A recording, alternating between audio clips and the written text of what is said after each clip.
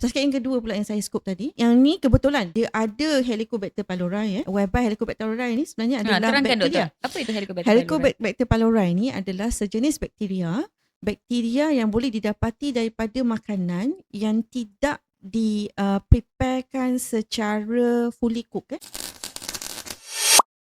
Contohnya sama ada kita makan sayur-sayuran ataupun buah-buahan yang tidak dibersihkan dengan sempurna.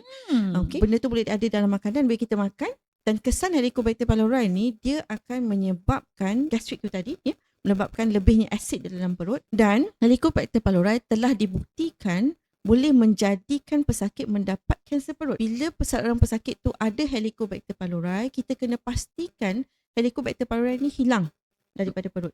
Kerana apa? Kerana kanser perut yang disebabkan oleh Helicobacter pylori ni tadi, dia tidak menyebabkan kanser yang very typical malah. Kanser yang very typical ialah kanser yang mungkin datang dari ketumbuhan, di mana kita boleh buang hanya sebahagian saja mungkin daripada bahagian perut tu tadi, sudah memadai. Tapi tidak.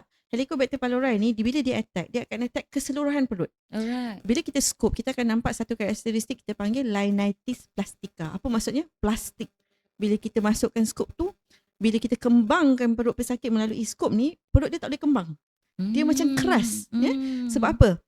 Sel-sel bakteria yang Helicobacter ni duduk di submucosal level. Kita punya perut ada 3 layer. Kita panggil mucosa, which is very superficial, paling awal. Atas. Submucosal layer kedua, bahagian bawah. Dan baru dia muscular layer tu tadi. So Helicobacter pylori ni dia duduk kat submucosa. Di tengah-tengah. Tengah-tengah. Bila duduk kat tengah-tengah, bila saya masukkan skop saya nampak cantik luar je perut tu. Luar tu cantik saja kan. Tapi sebenarnya dia ada duduk di dalam. Duduk di dalam, dia mendatangkan kanser, kita panggil Linitis plastica tadi. Dan kebanyakan pesakit, dia tak ada simptom-simptom yang lain very typical untuk gastric cancer. Contohnya, dia ada muntah berdarah, apa semua tu kan, yang tu tak ada. Dia akan hanya cakap, dia gastric dah lama. Okay, so berhati-hati. Bila anda gastric and so-called gastric and dah lama, check for Helicobacter pylori ni. Kita kena eradicate, kita kena bunuh kuman ni tadi. Sebab selagi kuman ni ada, dia boleh mendatangkan risiko kanser perut tadi tu.